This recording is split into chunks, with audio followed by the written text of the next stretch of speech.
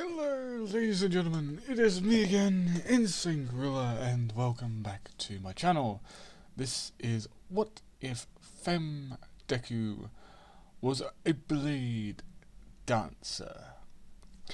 Now, you may be saying, Insane, why is female Deku a blade dancer? Is it her ability a quirk? Or is it just something she had trained in? Well, to give you a bit of a heads up, has anybody read those novels where there are monsters in the world? Either from dungeons or from towers or whatever, really, and they're suddenly monsters, and there are skill screens that constantly pop up on people's faces. Well, that's kind of what I'm going to go for. Deku, or Femme Deku, will have the skill of skill of blades, but there is also something called a job profession, where there is an assassin profession, swordsman profession, mage professions, basically magic and all that, and obviously swords and shields professions. Female Izuku is literally, or female Deku really, is literally a girl who would be able to use two swords. And I don't know if anybody has seen the belly dancer clothes that some girls can wear when they do belly dancing and all that. She will have that, but with a sports bra underneath and some sports shorts, so people don't see underwear and all that. So yeah, there will also be monsters in this story with dungeons that do need to be cleared out, but I will explain in the actual video. So please comment and subscribe for more, and I will see you all in the next one. Peace. So we start this story off with, well, a young girl in a, green summer dress. With this girl stands a woman who is tall, slim in build, with long brown hair. As the girl looks down with tears in her eyes, as people would be moving a stretcher with a cover straight over the top of it. Now you may be wondering, why is there a stretcher with a cover straight over the top of it? That's easy. This young girl is called Izumi Midoriya, and the stretcher that is moving is carrying the body of her mother. Her mother, who was murdered by her own father due to her not having a suitable skill or even profession, as her father wanted her to have a super strong profession and a super strong skill. What she got was blade dancer, and she is, and her skill is called Mistress of Blades skill, or blade skillsmanship. Basically, where her skills with a blade are paramount to none. Almost, I should say. Experienced individuals could still outclass her due to skill. So her father would murder her mother and then attempt to murder her if it wasn't for her blade skill activating, and since her father was a incompetent archer who had, well, you know, terrible luck with bladed weapons, he attempted to stab and kill young Izumi. One thing led to another, and Izumi's skill with the blade, even at a very young age of 6, she murdered him. In self-defense. Now, she's not a cold-blooded murderer, she did kill him in self-defense. And nobody could deny that she did it in self-defense. Because her father was a bit of a scumbag. Even to the police, he was a scumbag. So, charges on her would not be harsh, because she is technically only 6 years old. She can't even go to juvenile prison because of her young age. But she would be taken into police custody until they could find out a way to put her up for adoption. That is until a man came running up to them saying, "Wait." As the man would be bald completely, but he would have his top half of his head would be completely bald, but the lower part of his face would have a, greying beard. Not a grey beard, sorry. Some sort of silverish coloured beard that goes halfway down his chest, done up in a plait. The man would run up and ask what the hell happened. The police would stop him, saying there has been a murder of the Midoriya family. The only person left is the culprit to the second murder, Izumi. The man would look to Izumi and shout, "Izumi, are you okay?" As she would look to him and recognise the face, because she had seen it several times in the pictures of her family, albums. The man standing, beside her, behind her mother, with his arms wrapped around her mother's, neck, with them both smiling and both doing peace signs. Once or twice with the man even holding Izumi, with her mother right next to him, basically smiling, as she would just shout, "Uncle Mike," or Uncle Matt. His real name is Mikey, but she calls him Uncle Matt. As the officers would stand away, because it's obvious the man's family to her. She'd run forward and grab her in a hug, saying, "Thank God you're safe, but what happened?" He starts berating her, not in a harsh way, but in the way of a family member very, very concerned for their, niece. As she would, tremble and say what her father had done,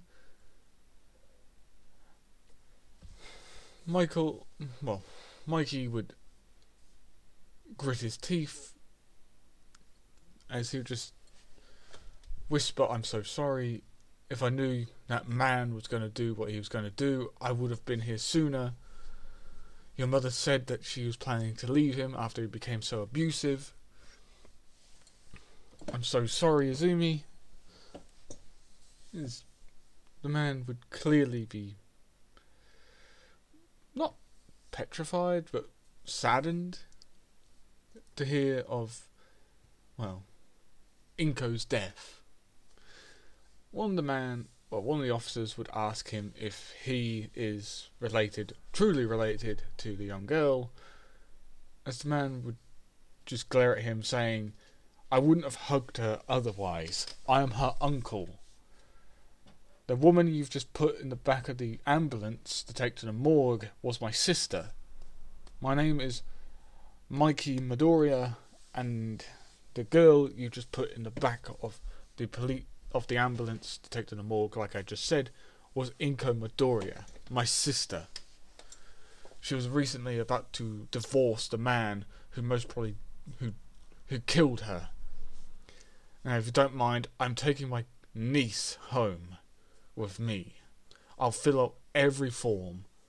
what she did was not a bad thing. It was either kill or be killed, and she chose to take the man who took her mother's life. Mikey wouldn't give the officer a chance to speak. He would turn and walk, with Izumi in his arms. And Izumi would just do nothing but cry. As well, Mikey would get home. A sweet voice would come from the kitchen, saying, "Hey, honey, are you home yet? Did you just come through the door after going to see your sister?" There's a woman with long blonde hair, with a bang just over her left eye, would walk out from the door frame, wearing a not a cape. I had it just a minute ago. Apron. There we go. Wearing a very colourful apron with flowers and animals. As she sees him in a very saddened but foul mood, she would softly ask what's wrong, and she would see the girl in her so-called husband's hand, considering she's not actually married to the guy yet. As he would just say, I've just lost her.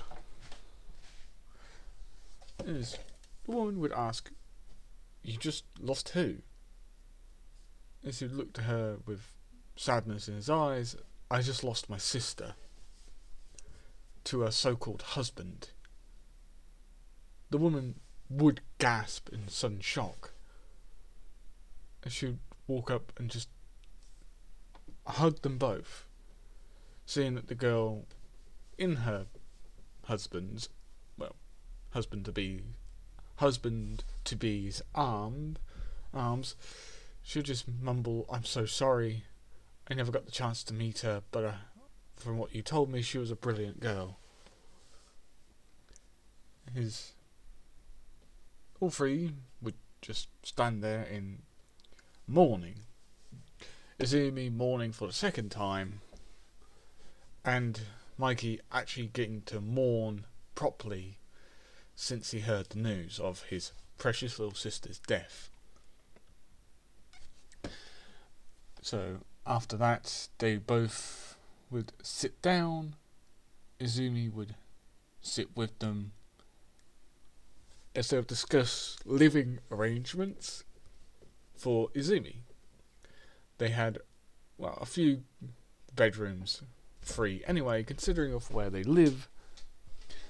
So they put Izumi in the room near them. So if she ever had a nightmare, she could come up and lie down next to them, asleep, or even get some comfort. And I'm just going to time skip at least until Izumi is around about 10 years of age. As Mikey fully adopted her as his own, she knew that he was her uncle, so there was no problem there. He treated her as properly as possible. And the woman who was living with them, she found out her name was Lucy Redgrave. And it turns out she was a hunter as well. A hunter of monsters in a guild called the Silent Hunters. An all-female hunter group, or hunter guild, that didn't allow men in, because half the time the women found that the men's attitude towards women with skills that were appropriate for hunting and killing monsters was not for women but for men. It was a man's job. So they formed their own guild and became some of the most fearsome hunters in the world. Well, Izumi, Lucy, and, well, Mikey would live together. Izumi would one day come home from school and should hear Lucy talking to somebody on the phone. She would walk up behind Lucy, should hear the last bits of the conversation. Are you sure about that? No. Look, that dungeon is going to be too big for us. We may be one of the best hunters in the world due to our guild, but even we wouldn't be able to deal with an SS ranked dungeon by ourselves. Why not the shield bearers? Why not get them involved? They actually appreciate us whenever we work together. Okay. Do you mind if I'm not there though? Mainly because I want to spend some time with my husband-to-be, and plus his niece is living with us, and because he's not around most of the time nowadays due to him also hunting a lot more, I do need to look out for her. Yeah, I got it. Cheers. Yes, Phantom. See you soon. It should hang up. That was annoying. Assuming to speak up, actually making Lucy scream in a little bit in fright, and she jumps up in the air, jumping the phone out of her hand as she even tries to catch it, and it constantly slips out of her hand until it hits the floor. Doesn't break, but hey, the scare doesn't really help the matter. And she looks straight to Izumi with a little bit of heat in her eyes. She'll just say, "Don't do that, please. You scared the living daylights out of me." Izumi will just shrug her arms or shoulders, as if to say, "Not my problem if I scared you." But Lucy would calm down and then smile, saying, "So, how's my little girl doing?" And she'd rub the top of Izumi's head, making Izumi smile, saying that she's doing well. School was meh as usual, which made Lucy laugh, saying school may be a bit meh, but you still need to do it.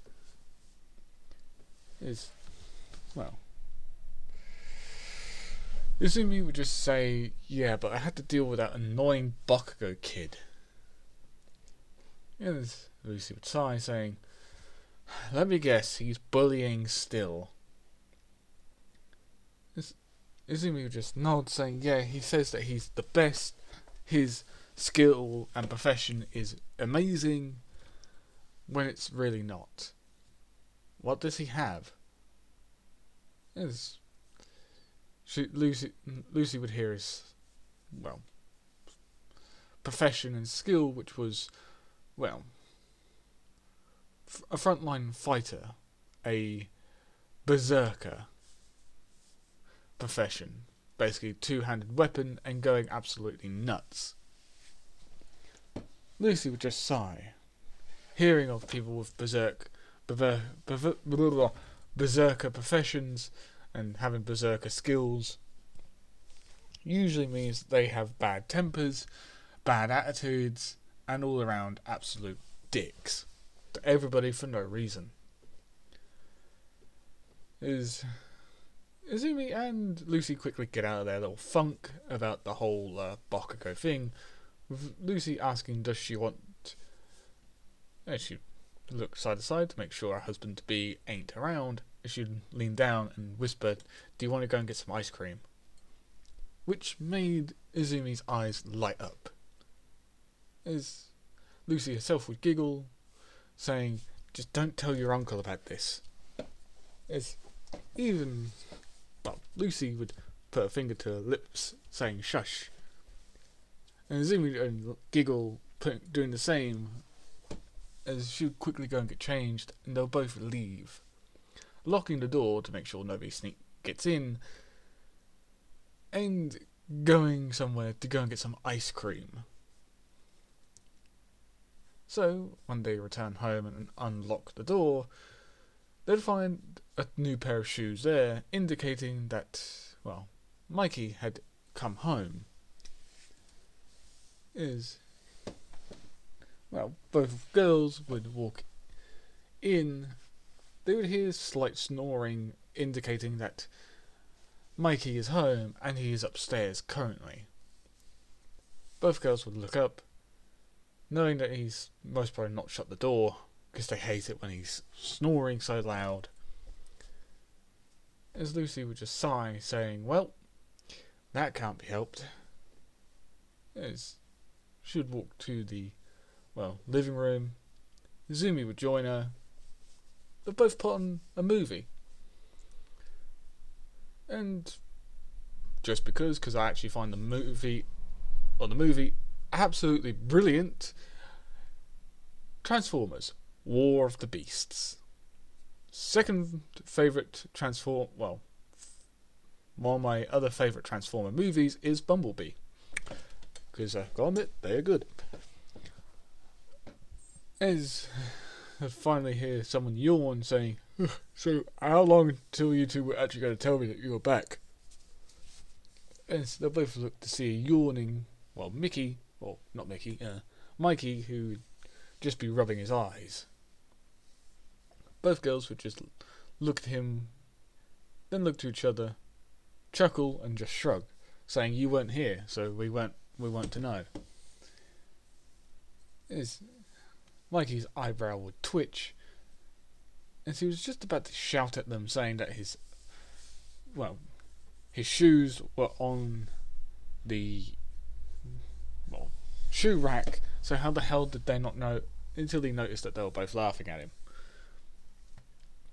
As his eyebrows were just twitching even more, until he would smirk, getting their attention with the evil smirk, saying, "At least I didn't go out and go and buy a ton of ice cream this morning." As both girls would look at him, acting all innocent, until he would pull out a receipt from behind the door, making both girls pale. Yes, he could only do nothing but smile in a little bit of victory. As he'd walk in and sit down with the receipt still in hand, as he'd just say, "And you two didn't invite me." As he'd give him a little bit of a pouting look, which made Lucy kind of annoyed, considering that was usually her tactic to use on him. And Izumi, she had no idea what was going on, but she did try to do the puppy eyes, give her uncle the puppy eyes to make him forgive her, as he would just say, "Oh no, Izumi, you ain't using your puppy eye thing on me, young lady." And sure enough, they both give up afterwards, knowing that they can't exactly win against the man. So, after a while, he would simply ask, "So, are you going to work anytime soon, Lucy?" Lucy would look at him, shake her head, saying no. The guild was planning to go to the SS ranked dungeon near the outskirts of Tokyo in a few days, but I told them I'm not going because I've got to look after Izumi. I assume you've got to go out again in the next couple of days. As Mikey would just sigh, saying, "I've got to go back out in the next 24 hours. The next 12 hours. I've only been given a 12-hour break and I spent nearly half of that sleeping, which I do apologise for. My guild and I are being pushed hard to clear out a, well, A rank dungeon. It's a pain in the ass to try and get to. We need at least a S to SS class hunter with us just to get to the lower floors. These monsters this time are very hard to do and to get rid of. I have a feeling we're going to need an SS ranked, again, SS ranked hunter to give us a hand. Lucy would just sigh, saying, well, why don't you ask my guild to come and help you? Your guild's going to be doing its own thing, and plus they don't really like my guild that much. Your guild does have the reputation of being assholes to us. Hey, not all of us are like that. You got me, didn't you? Well, yes, but still, all of your people can sometimes be absolute asses to us. Or you can try and get the triple S ranked hunter himself involved. That man is usually gallivanting all over the place. And trust me, I believe I heard rumours of him planning to become a teacher at the Hunter Academy in a few years. Really? Scorpion's planning to become a hunting instructor? Yeah, he says he's getting too old. Believe it or not, he's only in his early 20s. Wow. Okay. Early 20s and he's already thinking about retirement? Wow. He's in his prime. Yeah, he is. But, what we're going to do about it? That's true, we can't. Yeah. Anyway, this is stand up. And, well, gotta get a shower before he heads back out again. He gets himself something to eat, along with his two girls, as he calls them, constantly. He hugs, kisses them both, and then leaves after a good long conversation with them both. And Izumi would once again head off to school. And, well, a few months later, while Izumi was at school, back at the, Midoriya residence. Are you sure? Yeah, I'm sure. Are you, sure though? That whole thing's virtually a death trap. I know it's a death trap. Hence why I told my guild not to go. It's a triple S ranked, dungeon again. We lost too many last time. I know. Are you sure your guild's truly going to do something that stupid again? I have 100%. I could pay 100,000 yen to say that they are definitely going to try that stunt again. That dungeon is too much for us. We need help. Well, why not get Scorpion? I hear he's nearby today. Perhaps your guild can give him a bell and ask for his help. I don't know. I don't know if my guild would even accept it. You never know. You could do. I doubt it. You should put a hand on his. You know marriage, right? Yes. Where's the ring? Me and you have been dating for years. I'm ready. I'm ready to settle down. Finally, just settle down with you and be known as your wife. At long last. I've been waiting for ever since we were in the academy. for you to finally pop the question. Dog, you're very loud when you scratch yourself, dog.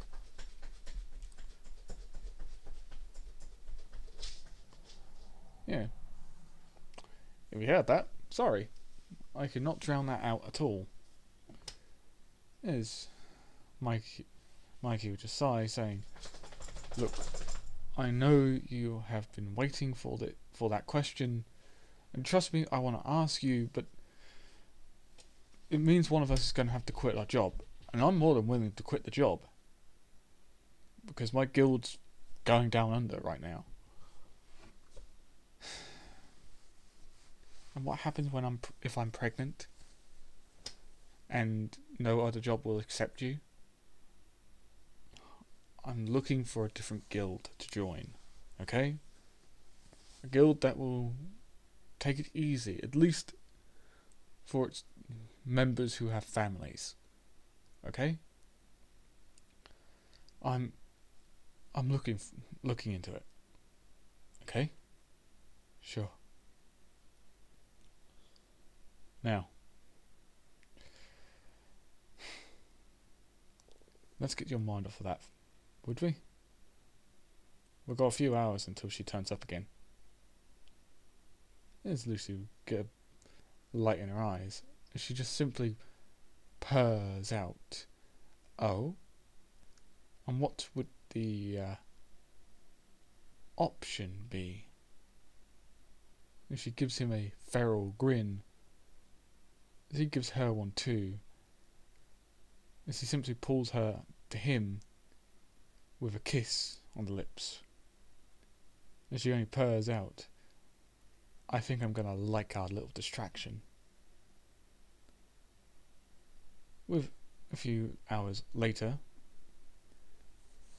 with, well, them both, the phone would go off next to them.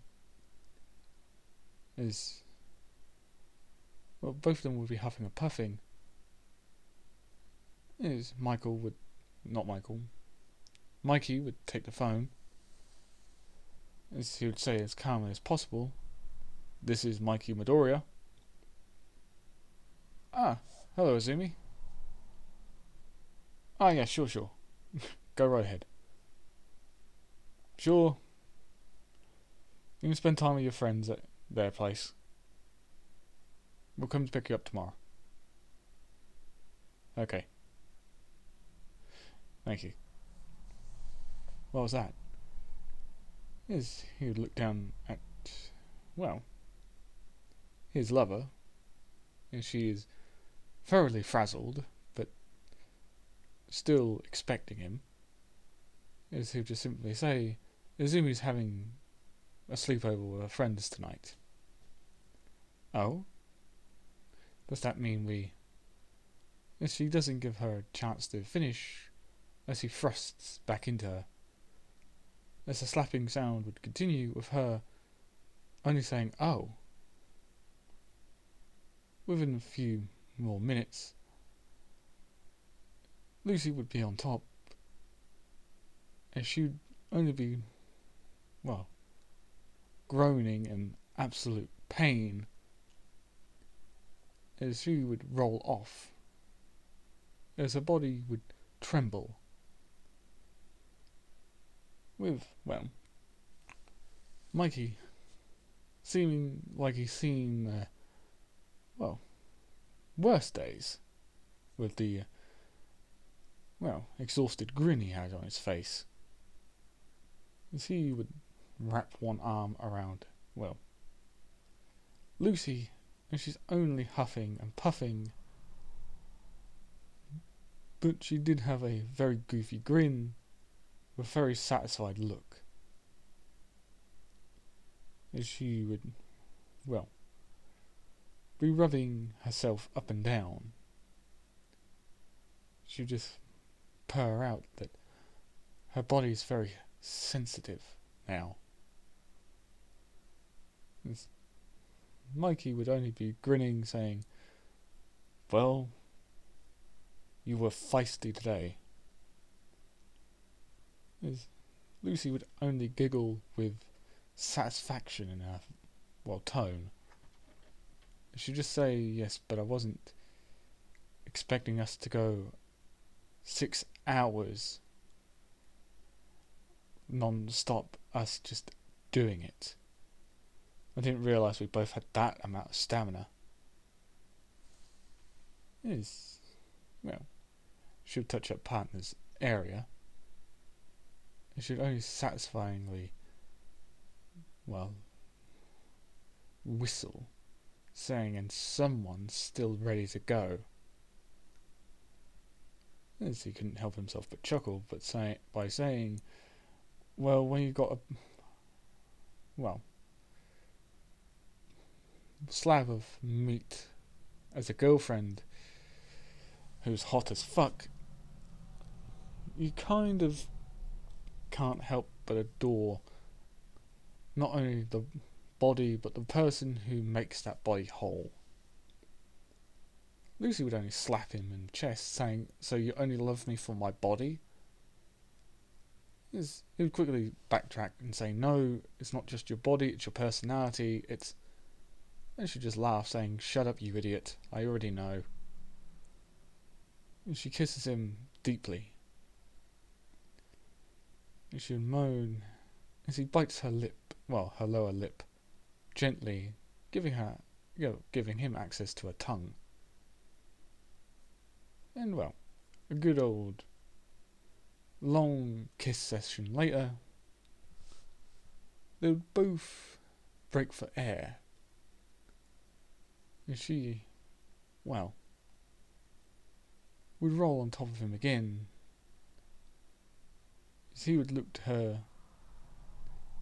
she would hungrily look down, seeing that she lined him up again.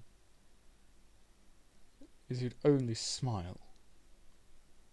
And she would push herself down, only to let loose a loud moan of excess pleasure. Even though her lower area feels like it's about to be rubbed raw, it gave her a sense of utter, ecstasy. And, they would go at it again, switching positions and her moaning out in pleasures more than anything else.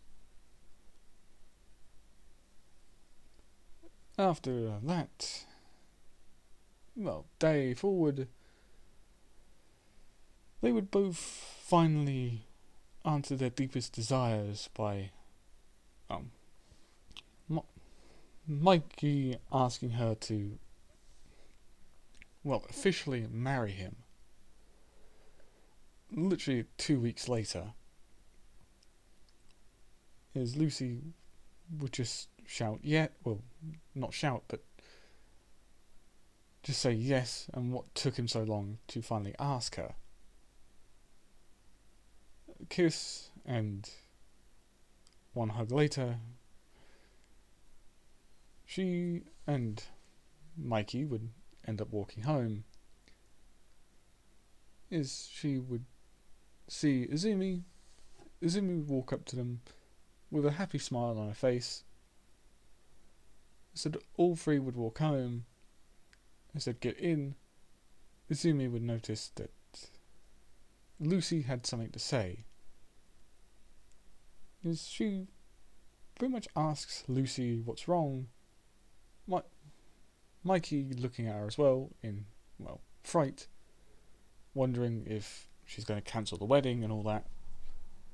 Only for him to get the shock of his life, she just says, I'm pregnant. Both Izumi and Mikey would just look at her in shocked silence until, Lucy was about to say it's okay if you don't want to have any babies yet. I'll simply have an abortion. Only for Izumi to shout, no, don't do that.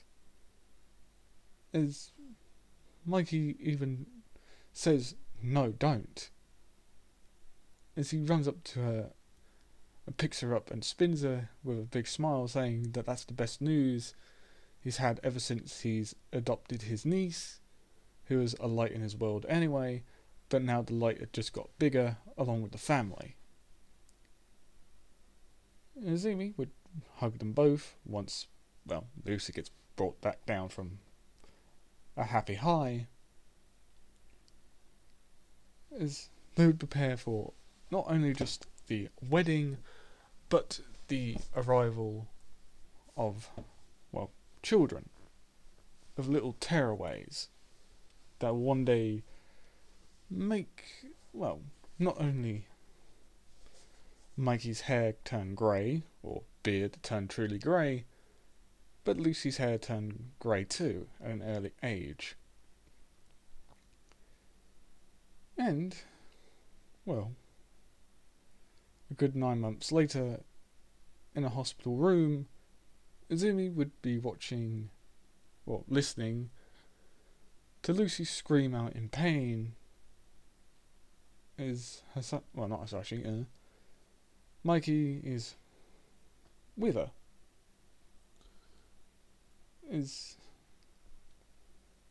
the pain screams would come to an end, as a doctor would walk out after a good 2 minutes after the whole thing had happened, saying, "Mr. Midoriya, could you please come in?" So Izumi would walk in with him, as they would be stunned to see Lucy lying there, cradling, 3 clothed individuals in her arms.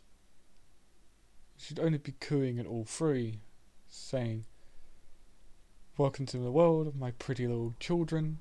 Welcome to the world." She'd look up to see Mikey, walking up to her with a shocked look. And Izumi, should be even more shocked, because she didn't know that her mother figure would be having triplets. As she would only smile, saying, "Hey, look, you 3, Daddy's here." There'd only be gentle grunts, considering babies can't loudly grunt. As Mickey would just gently take one, and Izumi would basically take the other. Izumi would see the one that she picked up was pink, and the others were blue. Izumi would ask, "Who are they?" Obviously, for a 9-year-old, she's not going to know. No, 10-year-old, she ain't going to know where babies come from. Not truly. She knows that she was given life by her mother and her father, but that was relatively it. Lucy would just chuckle, saying that they came from me. Say hello to your cousins.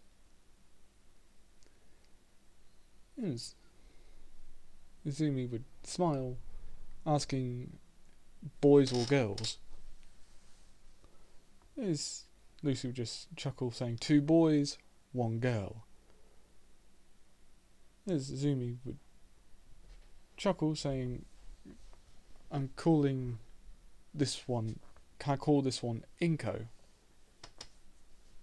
Now, the name wouldn't be too much of a shock to Lucy, but Mikey, it would be a bit of a shock hearing his own niece call his little girl, his firstborn, who was a girl after his sister, was generally heartwarming. So they would both say yes, and the two other boys would just be called, well, James and, well, Edward. Months would go by as the three infants would grow. Izumi would also be around about 11 at this point. And, well, the three...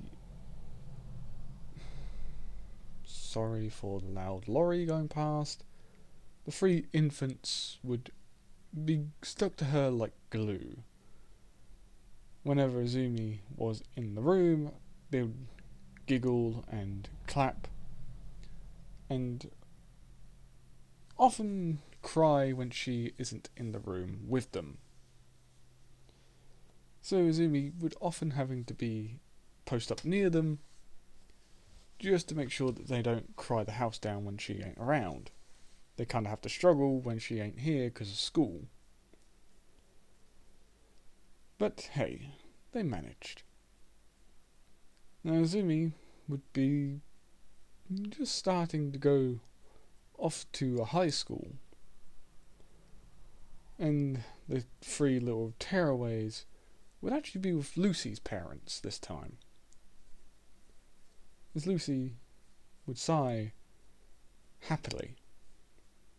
Their children are now 1 year old, or coming up to 1 year old, and her and her husband had finally got time to themselves. As the door was shut, Lucy would look at her husband as he would look to her and just simply smile. At least we can get some rest. Only for Lucy to basically tell him no. As he looks to her and asks why no, she simply sultrily smiles, and since she's wearing a dress, she uncovers her arms and lets it drop, as it reveals her, well, very plump assets.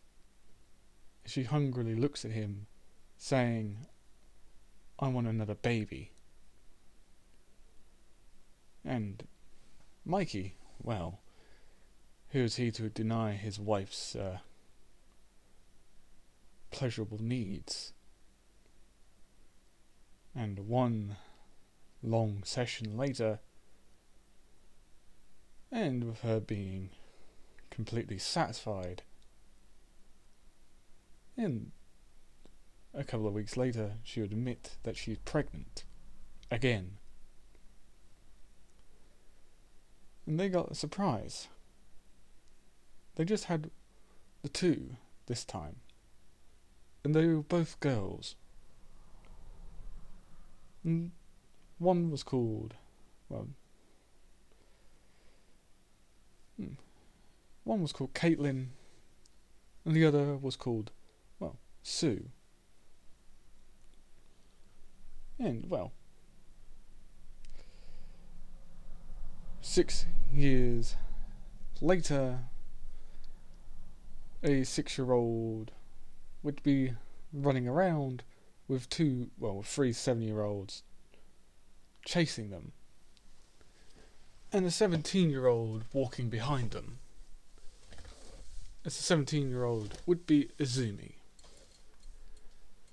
As all 5 siblings would be running around like absolute mad things.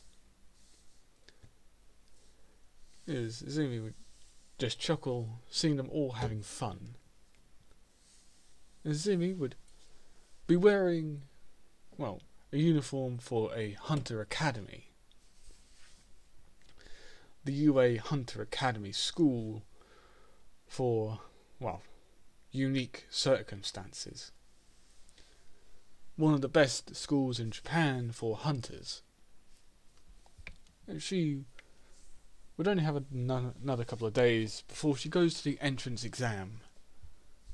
Over the years, since her cousins have been born, she had been training herself to the ground, school and out of school.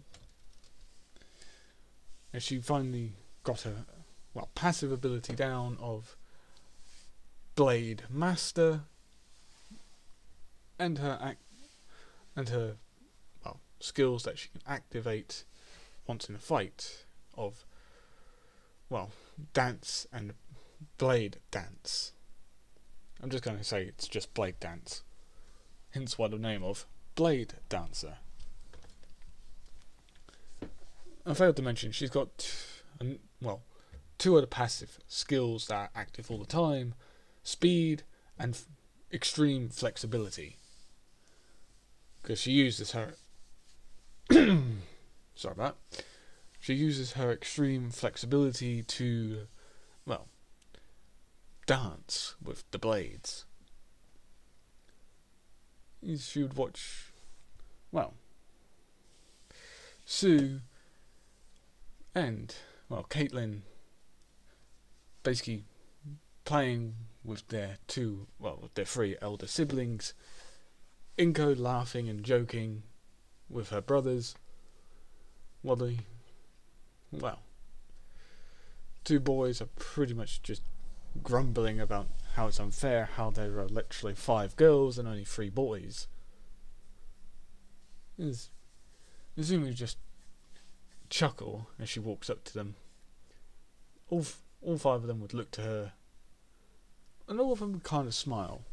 The 3 youngest, the first 3 born children of her uncle and stepmom, or sister-in-law, would literally come back to her, stick to her like glue, and that had never changed.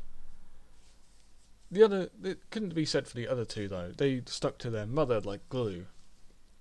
Even if they are old enough now and gotten used to their, elder sister, who they figured out at the age of 6 anyway, that she was their cousin and not actually biologically their sister. But they still treated her like one. So, after that, they'd all pretty much play together. That is until Izumi got annoyed after hearing some people laughing, saying, "Look at that loser with those children," and she wants to be a hunter. She's an absolute weakling and a loser. And a pest. She would glare down at all 5 of her cousins, making them all think that they've done something wrong. Only for her eyes to turn to look at the person who spoke. A boy with ash blonde hair and red eyes. A physique well built for, breaking everything in sight. She'll just growl. "What do you want, Katsuki? Last time I checked, you're the weakest person out of everyone in the high school, and you're still picking on me? Wasn't my last beating to you enough of a I don't know, heads up to know that you're way out of your depth with me? You're just saying that, weakling. I've gotten a lot stronger, and plus I was holding back. Funny. So was I. If I wanted to, Bakugo, I would hurt you badly. But yet again, that's not what a hunter does to fellow hunters. Even though I don't see you as a hunter, I just see you as a bully." As Bakugo gets pissed, and pretty much rings up, grabs one of the children's one of the children's spring toys, in a park where there's those springs where children just rock backwards and forwards. One of them, he grabs that and rips it out of the ground. As he starts, cracking his neck and dragging it, saying, "You want to say that again?" As he was about to call her a not so sensible word for children, until Izumi would grab him by the neck well, no, grab him by the mouth and say, if you're about to say that word, don't. And before things could get violent, a hunter, a high-ranking hunter, would walk up to them and shout, "Oi! No violence without a hunter's license. Now, what's going on here?" The man would be, well, rather tall, had, well, pretty much jet black hair down to, well, virtually just on top of his shoulder blades, a scarf, goggles, and what seemed like tired eyes. Izumi would recognize him as the professional assassin Shoto Aizawa, also aka known as Eraserhead, because he erases all of his targets with his skills, monsters and people alike, considering he's sometimes hired to kill people who were truly bothersome to the Hunter Association. As Bakugo would just snarl, saying, "Stay out of this, old timer. This is just between me and the loser here." As the man would just glare, saying, "Boy, watch your tongue. You're not even in an academy yet, and I can damn well make sure you never get into one. Considering I am an instructor at UA, so I can damn well make sure you won't get in." Bakugo would just tisk.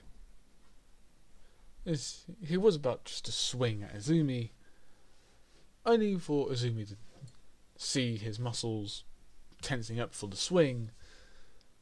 Izumi would basically kick his knees out, or kick his left knee out, making him drop to the floor as the knee comes up to Bakugo's face and snaps his head back, blood gushing out of his nose. As he would fall backwards, holding his nose in pain. "Oh, come on, that was just a little love tap." As Aizawa would walk up to next to him, just shout, "Enough!" As the 5 children are basically hiding behind the playground stuff. They've never really seen their sister Izumi get so violent with people. As Aizawa would just say, "Look, I don't care what's going on between you two, but I'm stopping this here and now. If I catch you two ever doing this again, I will report you straight to anybody who would listen, and you'll never be able to become hunters. Capiche?" Both of them would just, well, Izumi would nod. Well, not just nod, she would bow, saying, "Yes, sir. Sorry, sir." Aizawa would only just nod in her direction, seeing and hearing that she gets it. Bakugo, on the other hand, just calls him out for being weak and pathetic, for protecting a loser like Izumi. This only just makes Aizawa glare at him even harder, saying, "Boy, watch your tongue. You're already on thin ice with me, and I can damn well make sure your life is a living hell." He would look to Izumi. "I'll let you off this once because you were defending yourself. Even I saw his muscles tense. You got a good reaction. Hone it. You'll become one of the best hunters I can ever see in the world. As for you, I can tell you've got the berserker profession. You're an idiot. Check your temper." Izumi grab all 5 of her cousins and walk away. Pretty quickly, in fact, because she didn't want them to see her get even more angry at Bakugo. As she would get away, she'd see her uncle and her stepsister too, walking home. Both of them seemed, well, generally okay, although her uncle did seem to have his arm in a sling. As she would ask, "Uncle, what happened?" Both of them would look to Izumi and say, it's nothing, just a accident at work. I was helping someone in the storage warehouse, and a bunch of crates fell down. Pushed my colleague to the side and ended up having my arm crushed between two metal boxes. That's why it's currently in a sling.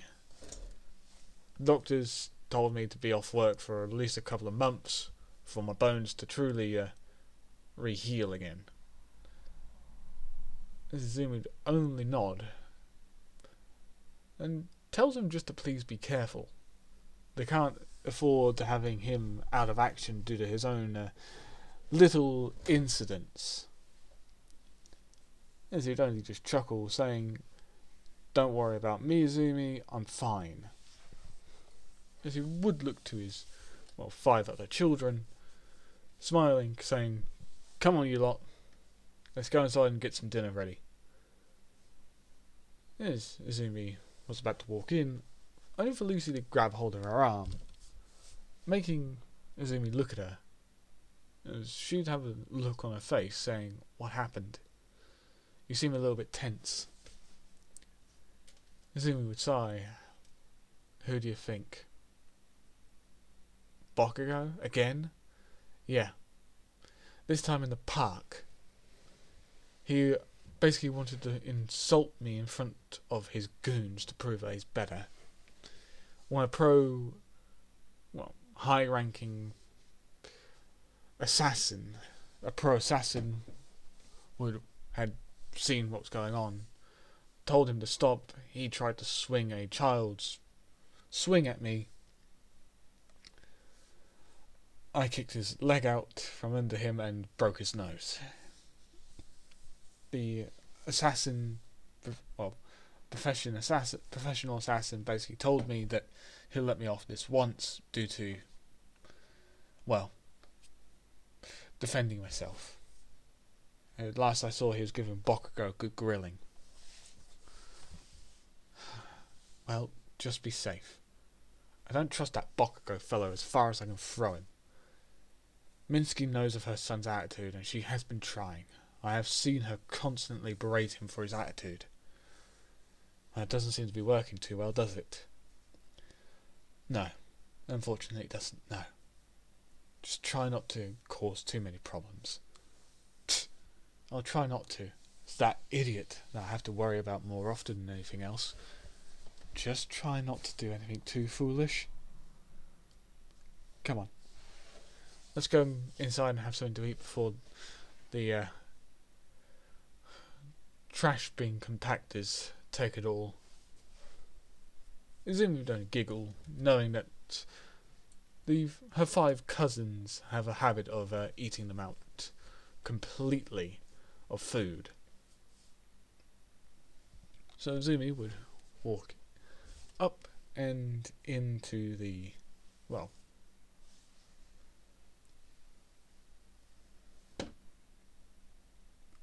sorry about that. Izumi would walk up some stairs to the, door. As Lucy would say something, "Oh, and Izumi?" "Mm-hmm." And she'd just give her a little bit of a smirk. "Guess what?" And Izumi's eyes would narrow. "You're not." As she would gently chuckle, saying, "Oh, I wish I was. I had to see if you'd react well or not." And she'd walk up. Also just cheekily smirk, saying, "But you need to find a boyfriend." Which only made Izumi blush, saying, "I ain't gonna find a boyfriend that soon. What are you trying to make me? A child factory already?" Yes. Lucy would gasp, saying, "I would never make you into a woman who has to make a child so quickly." As both girls would laugh, then walk in. 2 days later, Izumi would head off to, the UA Hunter Training Academy. As her 5 cousins would wave her goodbye, along with her uncle and stepsister. And she would walk away to get a bus to UA. She would wave them all goodbye as well, and sigh. That is until someone accidentally bumped into her. Oh, sorry, ma'am. And quickly walk away. Izumi would pat herself down to make sure nothing was taken. Luckily, nothing was. So when she finally arrives, she gets off, breathes in and out, saying this is going to be fun. UA has always been the best for their hunter skills. It should take her first step. And immediately trips. It should just say with a calm smile in her mind, or this is where I face plant the floor. As someone would, put their arm under where her, just above her chest, as the arm would catch her completely. Izumi would blink a few times, as a well-timed arm would help her up, making her kind of blush in embarrassment because A, she just tripped, and B, she had to have someone quickly save her butt from hitting the floor. She was basically about to apologise to the person for wasting their time, as it was a man pretty much with crimson red hair and a sort of calm yet cheeky smile. As you would just say, don't mention it. A pretty thing like you shouldn't worry about having their face hit the floor. As you would kind of blush out of being called pretty, but she would quickly put it down, saying, again, I apologise. I guess my mind was a little bit too excited about walking into my, first year in the best hunter academy in all of the world right now. Or hell, in all of Japan. The man, or the guy next to her, just chuckled, saying, yeah, don't worry about it. Hey, you're Izumi, right? Izumi Midoriya? Izumi looked at him puzzled. Yeah, that's me. Do I know you? The man would just laugh, saying, yeah, it's me, Alex. Alex Gravewood. Alex? I thought you left to America. As both of them would shake hands. As Alex would just laugh, saying, nah, I recently just got back from America. Parents went over there because they had to. Obviously because of, meetings and because, they were moved there. I came back because I said I wanted to become a hunter here in Japan, not anywhere else. What do your parents have to say about it? My parents, they don't care. They said if I want to come back to Japan, I can come back to Japan. They're not going to stop me. Mustn't be nice having that kind of parent support, huh? Hey, don't get yourself down, okay? And besides, gotta admit, Izumi, been a while since I've seen you, and you're looking 10 times more beautiful than when I last saw you. This is Izumi. Again, blush with on an atomic level. I should just say, don't say that so loud. Yes, he would just laugh, saying, what? It's true though. You got rather fine when I turned my back. Yes, again, Izumi would blush. You should just mutter, baka. You're not meant to compliment a woman so deeply. Yes, he would just chuckle, saying, what? It's the truth though. He would walk away and ask about what does she think the test is going to be. Izumi, catching up, would just shrug, saying, I actually don't have any idea. I hope it'll test our agility and our skill, not just our brains. Because if they are doing that, then I'm just going to walk away. Because there's no way in hell I'm going to be able just to do all that. They'll just walk in. They'll see a man just sitting behind a desk.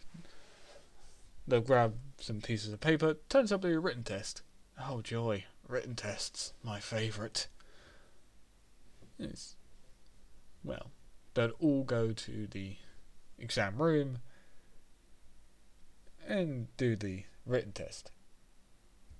Fair to say, Azumi found a few spelling mistakes. She's not dumb, so yeah. She found a few written mistakes and corrected them and put her own answers down, with a few questionnaires for the person who did this themselves. Yes, she'd go on to the physical test. She got her own, well, she got her own testing ground, test city, well, testing ground B is, well, Alex would walk up next to her. Yo, Izumi, what have you got? Ground B. You? Ah, looks like you're not going to get rid of me anytime soon. B as well? Yep. They basically walk together. A lot of people already talking, saying that those two are a couple. How, well, one of them would just say that having a relationship is too unhunter-like. You shouldn't be having a relationship straight off the bat. Of course, it kind of makes both Izumi and Alex look at him saying, bruh, the fuck's your problem? So they'd walk away.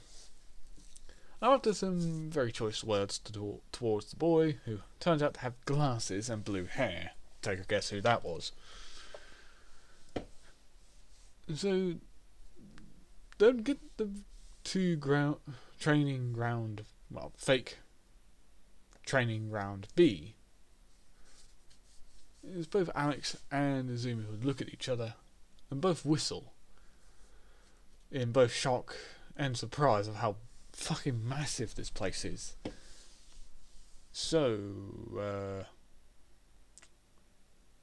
what do you think they used just to make all this? Alex, how the fuck should I know? It's true. Come on, let's go and get our weapons by the front door. What's your profession? Blade dancer. Whew. Spicy. You? Me? Easy. Assassin. Ah, you said you wanted to be a knight. A knight in shining armour to get the princess. She'd chuckle at him. He would only slightly glare at her, saying, yes, I wanted to be the knight in shining armour to get the princess. And she'd just mumble that the princess, although has a better set of skills than I do.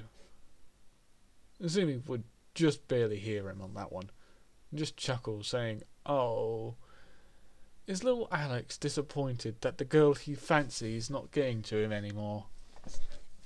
Alex would just chuckle, saying, you wish, Izumi, you wish. As they both walk away, after collecting their stuff. Izumi has two blades, the same as Alex. So, what are your passive skills? Easy. That's it? Just easy? Well, no. Passive skill is the, well, silent foot technique. Basically, silent footed, that's always a passive skill, so I'm virtually impossible to hear unless I speak to somebody. And your second passive skill? General stealth. Just stealth, really. I'm stealthy as hell. That's virtually the same thing as being light-footed. You don't make a sound when you're light-footed. He'd point a finger out. Izumi would do the same as the fingers would touch, as he'd see her skills. Whew! Speed and flexibility. Oh boy. Extreme flexibility, apparently. Whew! Yeah. You're not kidding, you do have bad luck. Oh. I'm just saying. Yeah, so am I. Please don't mention how bad my skills are. Hey, your skills aren't that bad. Yeah, so both hear the bell go off, indicating that it's time for them to begin.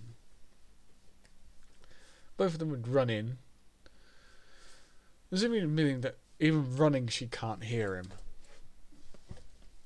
And, well, since Azumi starts taking the lead due to extra speed, Alex looks at her and sees, well, her backside as she runs. And Alex just says, bad Alex, no naughty thoughts of your best friend, even if she is hot as hell now. Wait, what? As he physically shake his head to get those lewd images out of his mind, saying to himself that she is his best friend. He cannot have dirty thoughts about his best friend. He must not, he must not, he must not. Although that treasonous part of his brain was telling him that I don't think she would mind having him, considering she was checking him out as well. So Alex would again shake his head, saying, bad inner thoughts, bad, bad, bad. Bad inner thoughts. Naughty. No. No. No dirty thoughts. So he would continuously badger himself, at least until Azumi was far enough away from him, as he sees, well, monsters from the dungeon, as he would attack and kill one, as he would see its rank as a F, well, technically it's a G, a grunt monster known only as Goblin. Weak and very, very fragile on its own, but strong in numbers. So he'd go off and fight some more. With Azumi, she had racked up the points already of, well, 16 goblins, 12, well,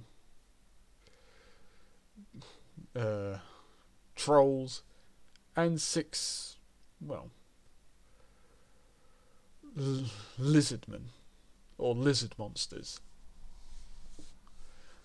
As she would finish off the last lizard that she could get her hands on, she'd pull her blades out from its neck,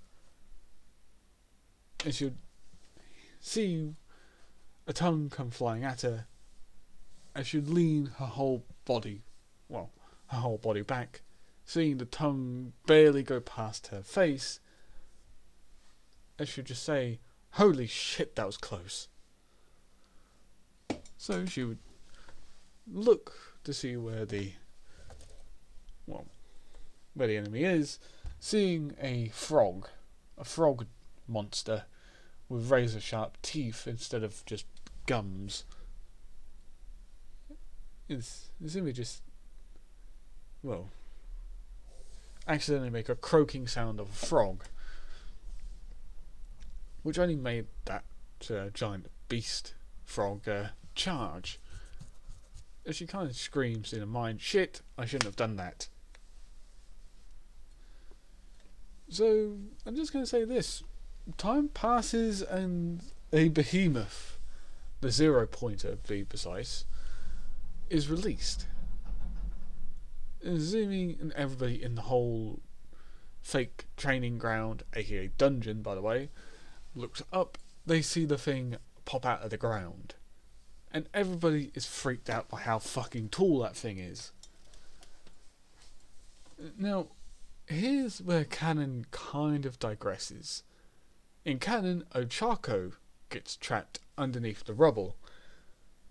This time, when Azumi looks at it, again before thinking about running, she sees the building she was standing under. The top half of it was knocked off, and she has no room to move. So it would slam on top of her, as she would be out cold for around about a good 10 to 20 minutes.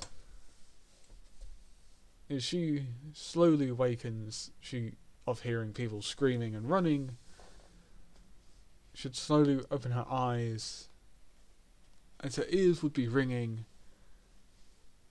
and she'd look to see the behemoth walking slowly towards her. As she attempts to lift the debris off of her back, as she screams in pain, as she tries to move, both of her legs, as she just screams in pain, again realising that both of her legs were broken. She just screams out for help. Somebody please help. I can't move. My legs. I can't move my legs. Nobody would hear her for at least a good few minutes of her screaming out for help. That is until somebody would overshadow her. She would look up as somebody would lift the debris off her back, and she would just shout, "Are you okay?" As Azumi would just grimace in pain with tears in her eyes as she just says, "I can't move my legs. I can't move my legs." As the person would look at her legs and gasp, saying, "Okay, I'm getting you out of here. Hold on, this is going to be painful because I've got to run to get you out of here." Azumi wouldn't really care, as she'd just grimace, as she'd just tell him to get her out of here. So when he picks her up, she cries out in agony as he just mumbles, "I'm sorry, Azumi."